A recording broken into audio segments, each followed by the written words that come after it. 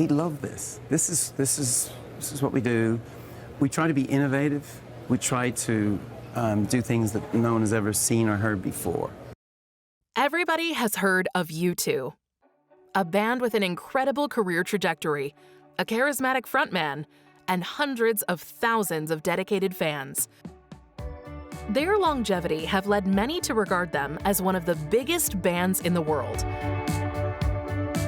We were a band in a sense as a band of brothers before we were a successful musical thing. So those early friendships and that regard for one another stood us in very good stead, and I think it's given us something that a lot of bands don't have.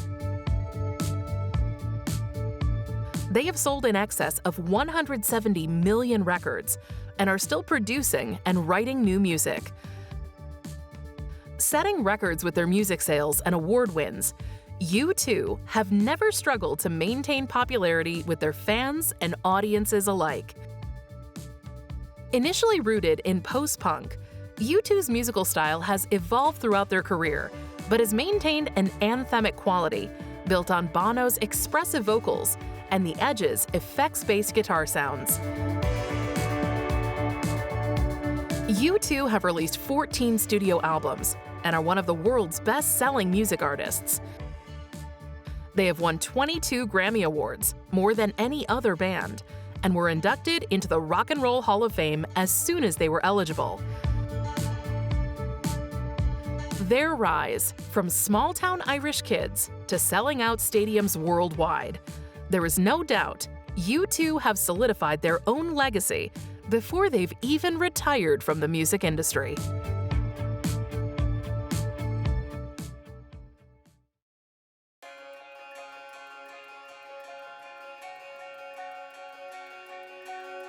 Back in 1976, Larry Mullen Jr., then a 14-year-old pupil at Mount Temple Comprehensive School in Dublin, posted a note on the school bulletin board looking for musicians to join him in creating a new band. 6 people responded to his note and met at his house on the 25th of September. Set up in the kitchen, Larry was joined by Paul Bono Hewson, David "The Edge" Evans, and his older brother Dick Evans, Adam Clayton, Ivan McCormick, and Peter Martin. Larry Mullen later described it as the Larry Mullen Band for about 10 minutes.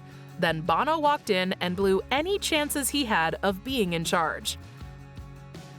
Within the first couple weeks of meeting, Ivan and Peter dropped out, leaving the remaining 5 to settle on the name Feedback and begin covering songs, which they have since admitted was not their strong point.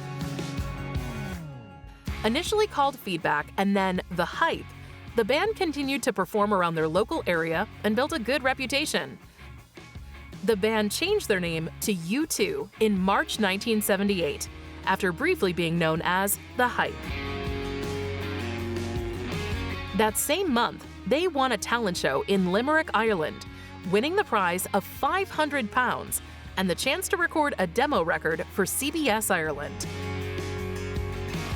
Within a few days after this win, Dick Evans was phased out of the group, and the remaining members became a 4-man band, the U2 we know today. The group consists of Bono, lead vocals and rhythm guitar, The Edge, lead guitar, keyboards, and backing vocals, Adam Clayton, bass guitar, and Larry Mullen Jr., drums and percussion. Irish magazine Hot Press were influential in shaping the future for U2. In addition to being one of their earliest allies, it also introduced them to Paul McGuinness, who agreed to become their manager in May 1978. McGuinness booked demo sessions for the band and sought to get them a record deal. The band continued to build their fan base across Ireland. In August 1978, U2 recorded a 3-track EP at Windmill Lane Studios, and the following month, their EP 3 was released, selling all 1,000 copies of its limited edition 12-inch vinyl almost immediately. The band finally got a record deal when A&R representative for Island Records was attending one of their performances in Dublin and offered to sign them to the label. The following month, the band signed a 4-year, 4-album deal with the label.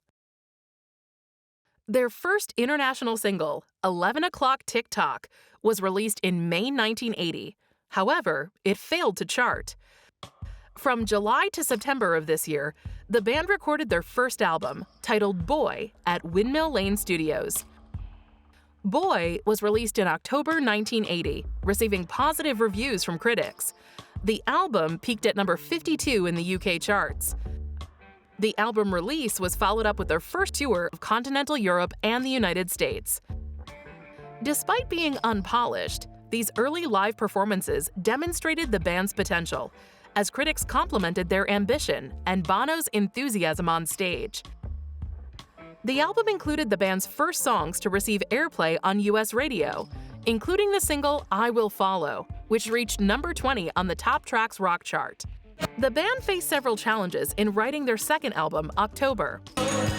On an otherwise successful American leg of the Boy tour, Bono's briefcase containing in-progress lyrics and musical ideas was lost backstage during a March 1981 performance at a nightclub in Portland, Oregon. The band had limited time to write new music on tour, and in July began a 2-month recording session at Windmill Lane Studios, largely unprepared, forcing Bono to improvise lyrically. October's lead single, Fire, was released in July and was U2's first song to chart in the UK. Despite securing the band an appearance on UK television program Top of the Pops, the single fell in the charts afterwards. October was released in October 1981 and contained overtly spiritual themes. The album received mixed reviews and limited radio play, and although it debuted at number 11 in the UK, it sold poorly elsewhere. The single, Gloria, was U2's first song to have its music video played on MTV, generating excitement for the band during the October tour of 1981 to 1982, in areas where the television channel was available. During the tour, U2 met Dutch photographer Anton Corbijn, who became their principal photographer and has had a major influence on their vision and public image. U2 were disappointed by their lack of progress by the end of the October tour. Having run out of money and feeling unsupported by their record label, the group committed to improving. Adam Clayton recalled that there was a firm resolve to come out of the box fighting with the next record. U2's third studio album, War, was released in February 1983. It was the band's first commercial success, debuting at number 1 in the UK while reaching number 12 in the US. War was lyrically more political than their first 2 records, focusing on the physical and emotional effects of warfare. War's lead single, New Year's Day, was released on the 1st of January 1983. It reached number 10 in the UK and became the group's first hit outside of Europe. In the US, it received extensive radio coverage and peaked at number 53. The Unforgettable Fire, their 4th album, was released in October 1984 and was at the time the band's most marked change in direction musically. The album reached number 1 in the UK. The lead single, Pride in the Name of Love, written about civil rights movement leader Martin Luther King Jr., was the band's biggest hit to that point and was their first song to chart in the US Top 40. In 1984, Bono took part in the recording of Do They Know It's Christmas, a song written by Bob Geldof and Midge Uri in reaction to television reports of the 1983 famine in Ethiopia. The song was first recorded in a single day, on the 25th of November 1984, by Band Aid, a supergroup put together by Geldof and Uri, and consisting mainly of the biggest British and Irish musical acts at the time. The single was released in the United Kingdom on the 3rd of December 1984, and aided by considerable publicity, it entered the UK singles chart at number 1 and stayed there for 5 weeks, becoming the Christmas number 1 of 1984. Do They Know It's Christmas has been re-recorded 3 times, in 1989, 2004, and 2014. Bono appeared again in 2 of the re-recordings, in 2004 and 2014. Bono, your famous line, well, tonight, it has changed to, well, tonight we're reaching out and touching you. Is it still going to be your line come tomorrow? I think so. I think that's the plan. Just feel really embarrassed to be late. And not having a lot of luck with airplanes at the moment was fog. So a plane was director would never be late, never keep Bob late, never. Can you believe that you're recording this again 30 years on from the original and it's still being used to raise money for the people in Africa? We've been trying to make this kind of event a thing of the past, you know. We want to make Band-Aid history. And for quite some time. And if every country had the values of Great Britain and kept the promises they make at these big G8 meetings and the like, we wouldn't have to be standing here. You know, these are not. It's not a failure of Great Britain. But outside of this country, we have a lot of work to do in getting people to keep their promises. How do you feel emotionally about taking part in this today, of course, 30 years after you did the original Band-Aid single? As I say, I wish we, in a way, we didn't have to do this. And there will come a time when we won't, and that'll be great. Wouldn't it be great not to see the same old faces? What I'm excited about today is sort of Star Trek: The Next Generation. I like that, you know. I'd be happy just to stand in the background and wave, actually. And how do you feel about performing alongside all these other stars, many of whom weren't even born when the original single was done? What a depressing thought. No, they're great. There's some brilliant Ed Sheeran, amazing, Ellie Goulding. Those are great people. All the re-recordings were also charity records. The 1989 and 2004 versions also provided money for famine relief, while the 2014 version was used to raise funds for the Ebola crisis in West Africa. All three of these versions also reached #1 in the UK, with the 1989 and 2004 versions also becoming the Christmas #1s for their respective years. On the 13th of July 1985, the group performed at the Live Aid concert at Wembley Stadium for Ethiopian famine relief before a crowd of 72,000 fans and a worldwide television audience of 1.5 billion people. The performance was regarded as a pivotal event in the band's career. British newspaper The Guardian cited Live Aid as the moment that U2 stars and included their performance on a list of 50 key events in rock history.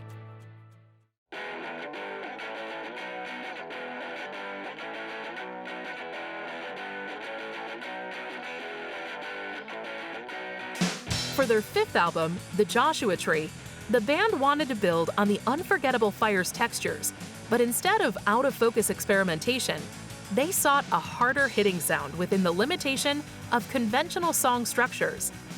The Joshua Tree was released in March 1987.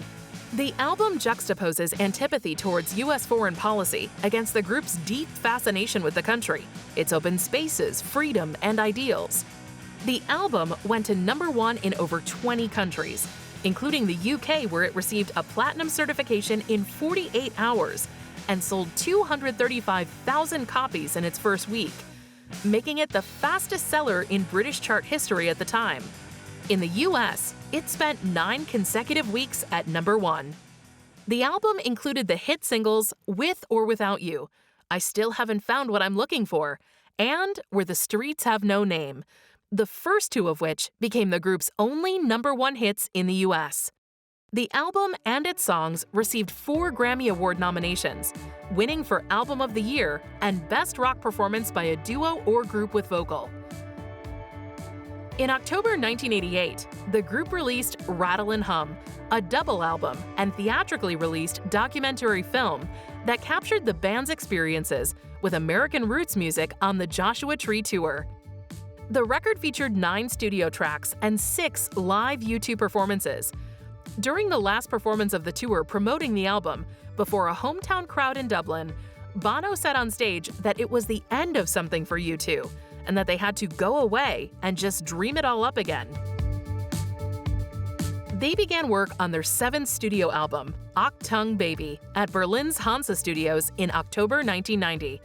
The sessions were fraught with conflict, as the band argued over their musical direction and the quality of their material. Weeks of tension and slow progress nearly prompted the group to break up, until they made a breakthrough with the improvised writing of the song One. They returned to Dublin in 1991, where morale improved and the majority of the album was completed. Achtung Baby was released in November 1991. The album represented a change in musical and thematic direction for the group. The shift was one of their most dramatic since The Unforgettable Fire. Commercially and critically, it has been one of the band's most successful albums. It produced 5 hit singles, including The Fly, Mysterious Ways, and One, and it was a crucial part of the band's early 1990s reinvention. In 1993, Achtung Baby won the Grammy Award for Best Rock Performance by a Duo or Group with Vocal. Like the Joshua Tree, many publications have cited the record as one of rock's greatest. In June 1993, U2 signed a long-term 6-album deal to remain with Island Records. The following month, the group released a new album, Zooropa. Initially intended to be an EP, Zooropa ultimately evolved into a full-length album. It was an even greater musical departure for the group, delving further into electronic, industrial, and dance music. Although the commercially successful Zooropa won the Grammy Award for Best Alternative Music Album in 1994, the band regarded it with mixed feelings, as they felt it was more of an interlude. Over the next couple years, U2 released another 2 albums, Pop in 1997 and All That You Can Leave Behind in 2000. All That You Can Leave Behind debuted at #1 in 32 countries and sold 12 million copies. Its lead single, Beautiful Day, was a worldwide hit. The song won Grammy Awards for Best Rock Performance by a Duo or Group, Song of the Year, and Record of the Year. On the 3rd of February 2002, U2 performed during the Super Bowl 36 halftime show. In a tribute to those who died in the September 11th attacks, the victims' names were projected onto a backdrop, and at the end, Bono opened his jacket to reveal an American flag in the lining. Later that month, U2 received 4 additional Grammy Awards. All That You Can't Leave Behind won Best Rock Album, while Walk On was named Record of the Year, marking the first time an artist had won the latter award in consecutive years for songs from the same album. Looking for a harder-hitting rock sound than that of All That You Can't Leave Behind, U2 began recording their 11th studio album, How to Dismantle an Atomic Bomb, in February 2003. Released in November 2004, How to Dismantle an Atomic Bomb received favorable reviews from critics. The album featured lyrics touching on life, death, love, war, faith, and family. It reached #1 in 30 countries, including the US, where first-week sales of 840,000 copies nearly doubled those of All That You Can't Leave Behind, setting a personal best for the band. Overall, it sold 9 million copies globally. In 2006, U2 released a concert film, U2 3D, which was the world's first live-action digital 3D film. 3D technology is relatively new, and I haven't seen any of the other 3D films that are out at the moment yet, but certainly watching it gives you a real perspective of being in the audience and seeing a real U2 show. You know, what's nice about it is instead of it being cut like a video or a concert film where a lot of fast cuts, it's a lot slower, so you get the overall feel of the band. Well, it's a concert film, and I'm in it with my friends Bono, Adam, and Larry, and it's a 3D film, and hopefully it's going to rock the house. We'll find out. How did you come up with the idea? Well, it wasn't our idea. I mean, Catherine, our director, and came to us with a project, and she said it's going to hopefully be a great record of, you know, U2 playing at their best. So we signed on, and I think she was right. It's, if nothing else, it is a great record of what we did during that time in South America.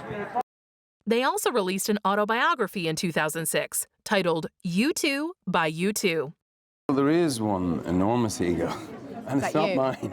It's a shared one. It's just in 4 pieces, and no one cares who wins an argument in our band, as long as, you know, the song is better, the show is better.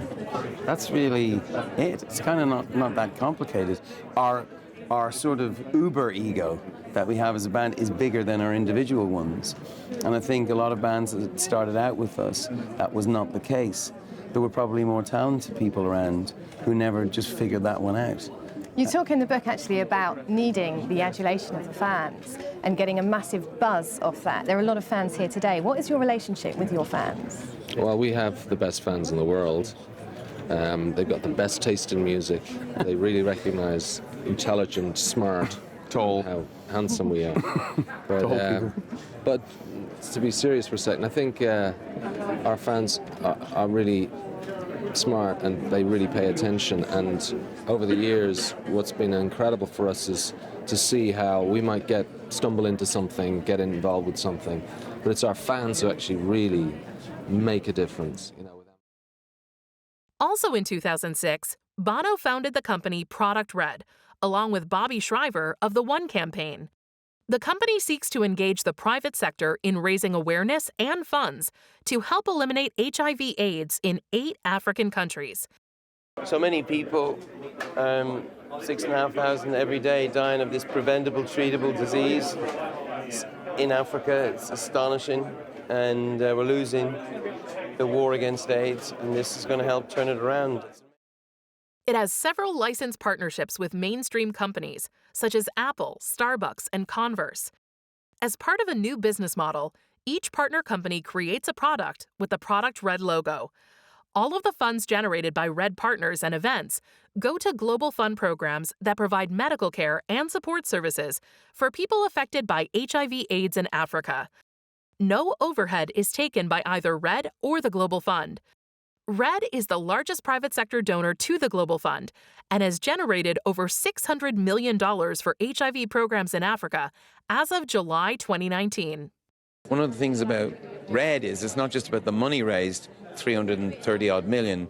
It's about the heat and the excitement, you guys covering us. That makes it a priority for a politician, if it's popular. U2's album No Line on the Horizon was released in February 2009, more than 4 years after How to Dismantle an Atomic Bomb, marking the longest gap between albums of the band's career to that point. It received generally positive reviews, including their first 5-star Rolling Stone review. The album debuted at #1 in over 30 countries, but its sales of 5 million were seen as a disappointment by U2 standards, and it did not contain a hit single. The group embarked on the U2 360 tour in June 2009. The 360 tour concerts featured the band playing stadiums in the round on a circular stage, allowing the audience to surround them on all sides. The U2 tour travels with 132 technicians which go to every show, and there's 30 staging people which erect the structure that we hang our PA sound and lights on. We have 112 truck drivers and 12 bus drivers. So, and then we have a band, of course. There's a few of us. Not only are there no shows now, there never have been any show as expensive as this, but there's never been a show that has done these numbers. We'll do over 7 million people over the course of this tour. The tour will gross over $700 million over the course of the tour, and every record will be broken by a significant margin over anything previous, and I dare say the records that you're going to see from this tour won't be touched. By its conclusion in July 2011, U2 360 had set records for the highest grossing concert tour and most tickets sold for a tour. In 2010, Bono and The Edge announced they had been working on lyrics and music for a new musical, Spider-Man Turn Off the Dark. The musical was based on the 2002 Spider-Man film and incorporated elements of the story.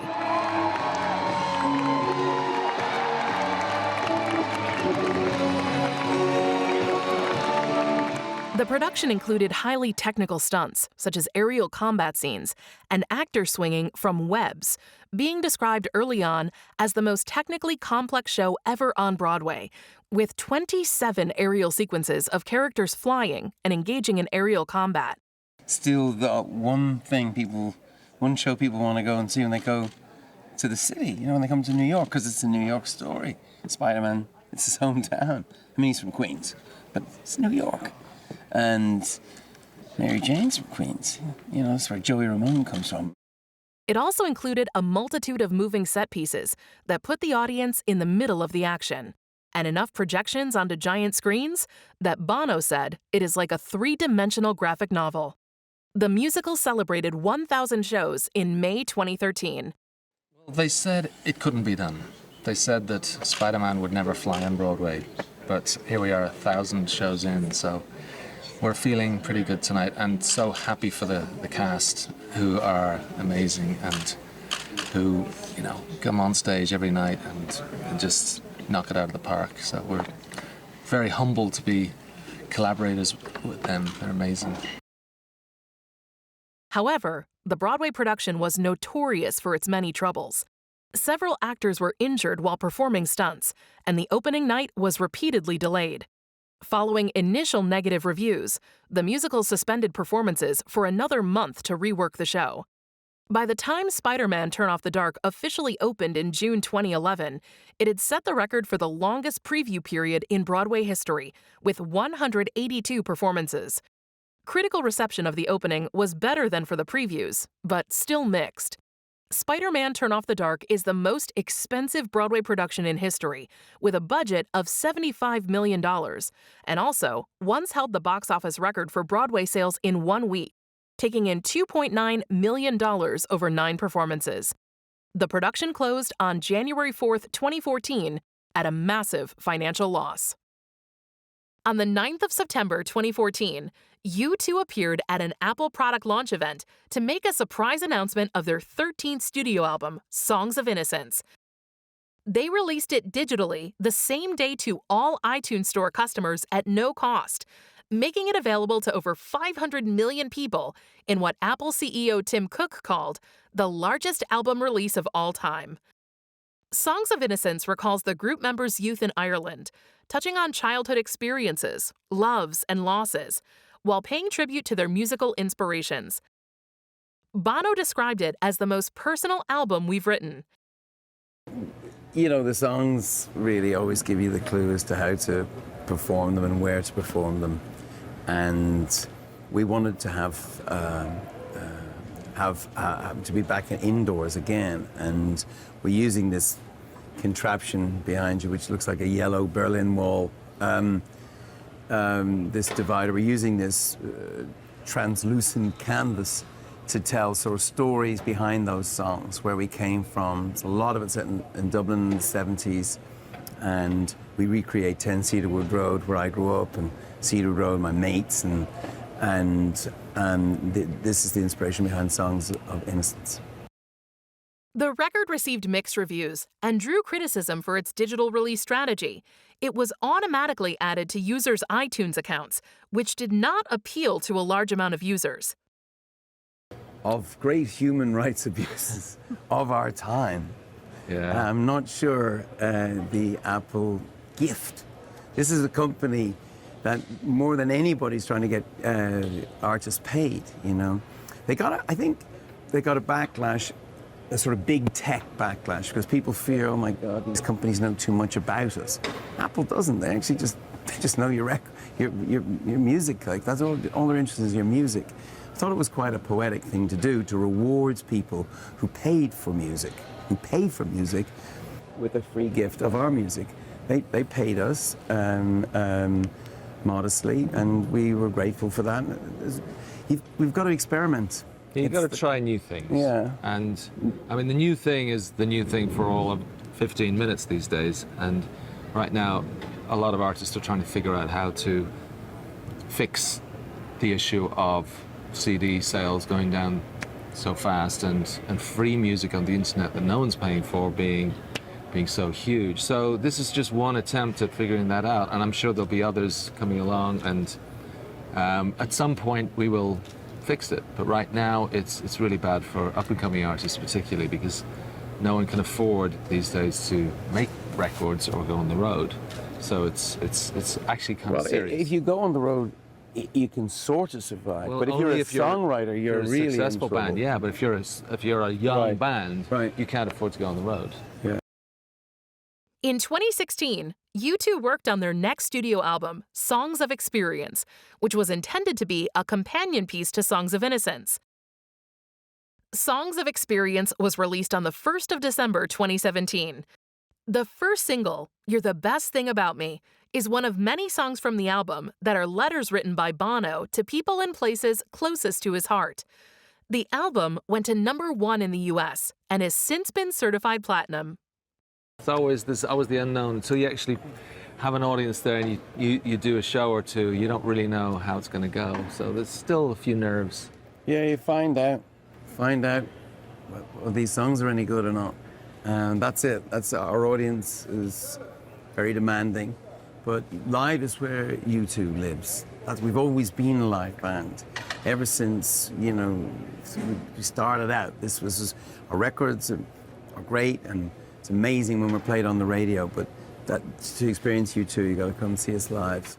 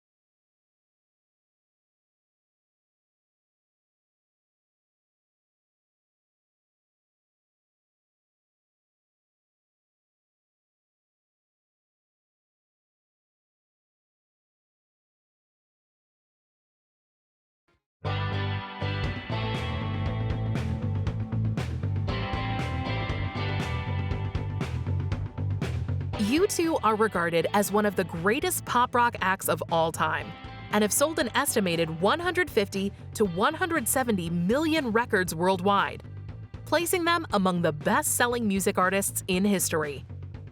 You know, we were a band in a sense as a band of brothers before we were a successful musical commercial thing. So those early friendships and that regard for one another stood us in very good stead, and I think it's given us something that a lot of bands don't have. You know, when you go through a difficult time, that's when you got to make these decisions sometimes. What's the important thing? And for us, I don't think it's ever changed. It's always this concept that we all have to win, that it's not good enough for one or two individuals to kind of succeed, that the collective has to win, otherwise we fail. U2 have 8 albums that have reached #1 in the US, the third most of any group. They were the first group to attain #1 albums in the US in the 1980s, 1990s, 2000s, and 2010s. The amount of hits they've released have allowed them to produce 3 compilation albums to date, featuring their best-loved singles and classic songs. We love this. This is what we do. We try to be innovative. We try to do things that no one has ever seen or heard before. That's what we did with Zoo TV, that's what we're doing on Pop Mart, that's what we did with 360, that's what we're doing now. And at the heart of it, though, is an idea that started way back in the late 70s, around the time when we were a little sort of post-punk combo, which is this idea of sort of breaking through the fourth wall, you know, and seeing that there's no divide between your audience and yourself, trying to smash that divide. U2 are regarded as one of the greatest pop rock acts of all time. They are often commended for writing songs about things that are important and resonate with their audience, keeping them a fan favorite through the decades of their career. Despite never wanting to be a nostalgia act, U2 are now embracing their legacy and the mark they have imprinted on the music industry, accepting their status as a legacy band. But one thing is for sure, U2 aren't going to remain in the past. They're still going to release new music, and they're still going to try and score hits, even if they know the odds are against them. We're back, and we're hard to get rid of.